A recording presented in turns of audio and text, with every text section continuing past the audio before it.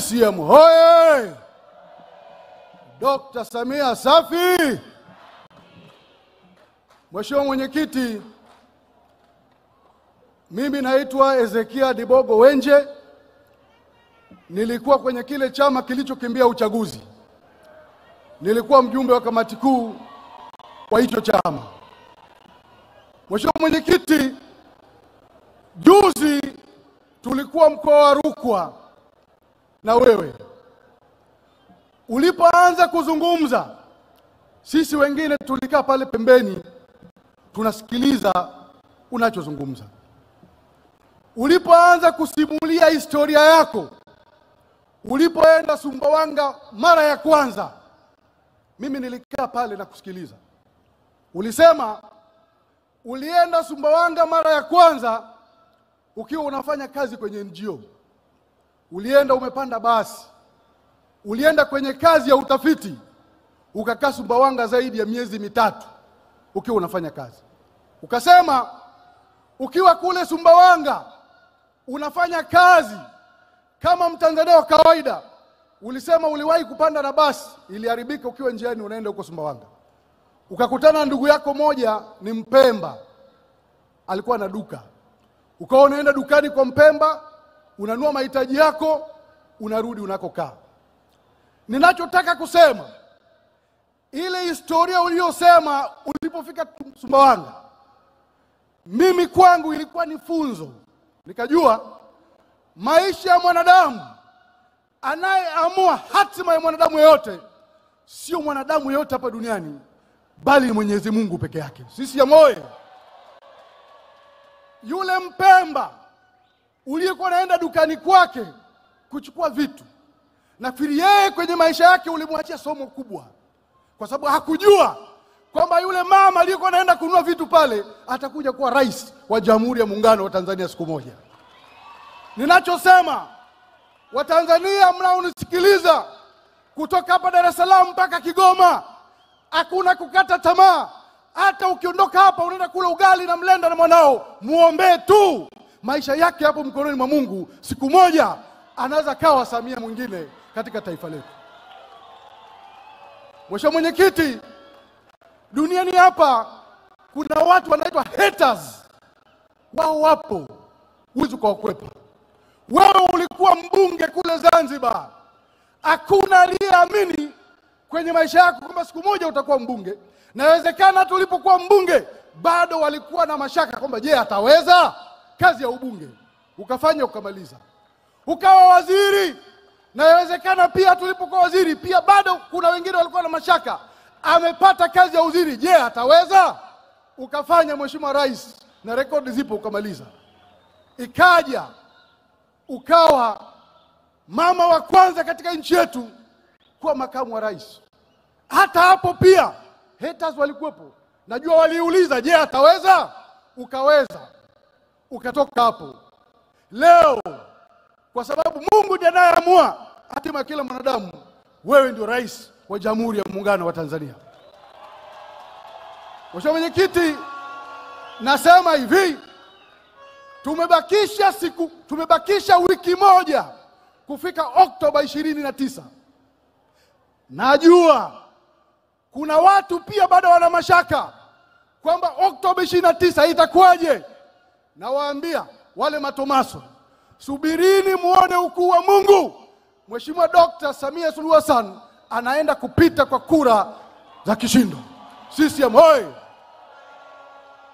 Mheshimiwa Mwenyekiti, mimi nilipata fursa adimu nikiwa kijana wa nchi hii, nikiwa nawakilisha jimbo la Nyamagana kwenye bunge la 10. Bunge la 10 liliingia kwenye historia muhimu kwenye nchi yetu kwa sababu walipata fursa adhimu ya kuandika katiba mpya kwenye nchi yetu. Ile maarufu inaitwa katiba ya Warioba. Mheshimiwa Mwenyekiti, wewe ulipata fursa ya kuwa makamu mwenyekiti wale bunge. Tulienda kwenye bunge, tukajadiliana, tukafika pazuri. Kama kawaida, sisi tuliokuwa wapinzani wa nchi hii tulikimbia kwenye bunge la katiba. Tukaacha bunge solemba. Sisi wapinzani wote tulikimbia.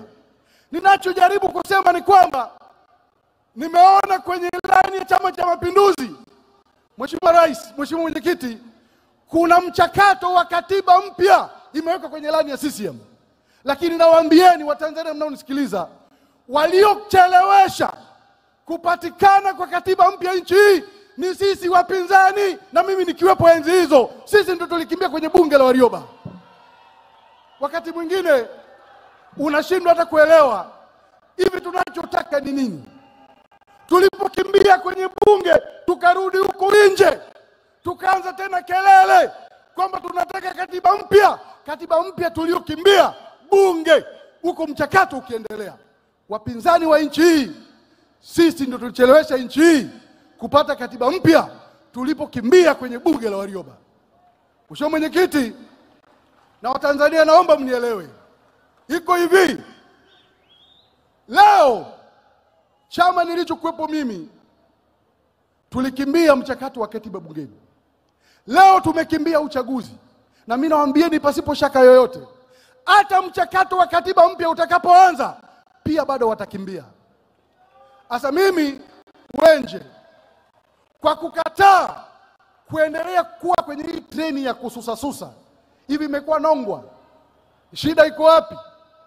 Na Mheshimiwa Mwenyekiti, naomba niwaambie Watanzania wote wanaosikiliza, hakuna nchi yoyote hata moja mnitajie duniani ambayo mfumo wao wa uchaguzi ni waterproof 100%, kwamba haina dosari hata moja.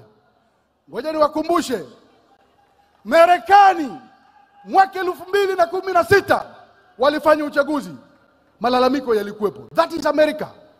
Mwaka 2020 wakafanya uchaguzi Marekani, matatizo yakatokea makubwa mpaka watu wakaandamana, mpaka wakaenda kwenye bunge lile la Marekani kwa sababu ya malalamiko ya uchaguzi. Na hiyo ni Marekani. Lakini baada ya mwaka 2020 chama cha Republican iliyolalamika kuhusu uchaguzi hawakususia uchaguzi, walirudi kwenye uchaguzi, na leo Trump is the president of America.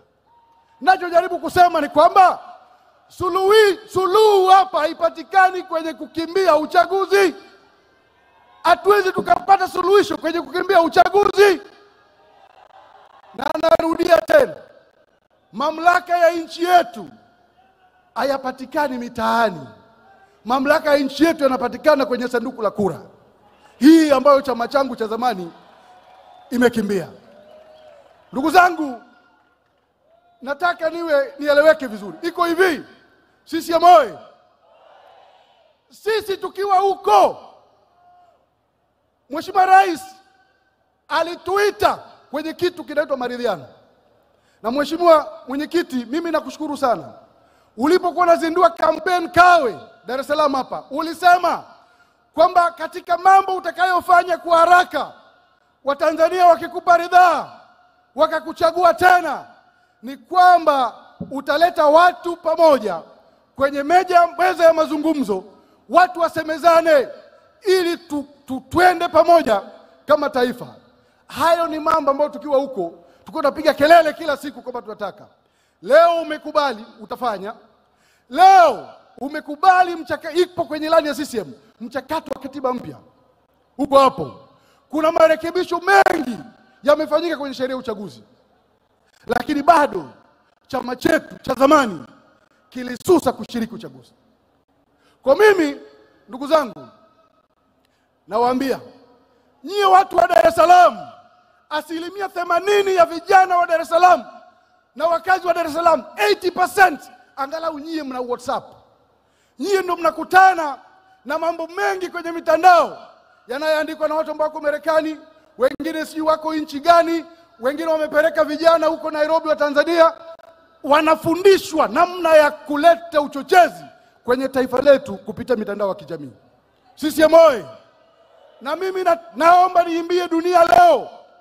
Mimi nimekuwa mjumbe wa kamati kuu wa Chadema kwa miaka zaidi ya 15. Iko hivi, wanasema kwenye mitandao zinaandikwa kwamba Chadema imezuiwa na serikali kushiriki uchaguzi. Huo ni uongo kabisa, kweupe. Sikilizeni. Nchi hii hakuna kitu ambacho kijawekea utaratibu wa kisheria. Uchaguzi wa taifa letu ni mchakato. Watu watachukua fomu, watu watafanya hivi, watafanya kile, lakini lazima vyama vya siasa viende visaini fomu ya maadili. Hii ipo kisheria. Sisi tulikaa wenyewe tukakubaliana kwenye kamati kuu ya chama kwamba hatuendi kusaini fomu ya maadili. Tulikataa. Huo ndio ulikuwa mwanzo wa sisi kujiondoa kwenye uchaguzi. Hakuna, tuliandikiwa barua na Tume ya Taifa ya Uchaguzi. Barua ipo na ushahidi upo kwamba tuende tukasaini fomu ya maadili. Tulikataa. Tukaenda pa kwenye kamati kuu ya chama, kwenye baraza kuu, tukaenda kwenye mkutano mkuu wa chama, tukapitisha wenyewe kwamba sisi hatuendi kushiriki uchaguzi huu. Tuliamua wenyewe. Naomba dunia ijue, hakuna serikali, hakuna chama, hakuna taasisi ya serikali iliyotuzuia kushiriki uchaguzi. Tulisusa wenyewe, tukakataa wenyewe, na sababu za kukataa mimi najua. Hizo ni za boardroom kule nyuma, tulijadiliana. Sababu zipo. Na mtu akileta panganga tutasema hizo sababu zipo kwa nini tulisusia. Haya mambo mnayosikia, no election, no reforms, hayo mengine ni mikwara tu, lakini zipo sababu za ndani zilizofanya sisi tushiriki uchaguzi. Namaliza kwa kusema, ndugu zangu, iko hivi. Kwenye nchi yetu hapa, waasisi wa nchi hii, hakuna ubishi wala maswali kwamba walituachia taifa thubuti, taifa imara, yenye umoja na mshikamano, na yenye amani tele. Na mimi nawaambieni, bila amani, Chama cha Mapinduzi toka uhuru kwa awamu zote imefanya kazi kubwa ya kulinda amani ya taifa letu. Na bila hii amani, leo msingekuja hapa kwa wingi kusikiliza sera za Chama cha Mapinduzi, msingekuja hapa kwa wingi tunasikiliza sera huku tutapata burudani. Bila amani, hakuna mama atakayeuza mboga barabarani. Bila amani, hakuna mtu atakayefungua duka Kariakoo. Bila amani, hakuna mtu atakayeendesha bodaboda. Sawa? Kwa hiyo ni ujinga sana kwa kijana yoyote, yaani mtu yuko Marekani, mwingine yuko Belgium, mwingine yuko Afrika Kusini, mwingine yuko Sweden, kazi yake ana tweet kwamba wewe ukafanye fujo, wakati wewe, yeye na mke wake na watoto wake wako wanakula bata Marekani. Huo ni wenda wazimu. Wanatoaga mfano nikimalizia. Huko Marekani zamani kuna mchungaji alikuwa Jim Jones. Jim Jones alikusanya wafuasi wake akawapeleka kwenye jangwa ya Guyana huko Amerika ya Kusini. Akakaa nao akamwambia, mnaenda mbinguni. Siku ya mwisho akamwambia, kunyweni sumu ili muende mbinguni.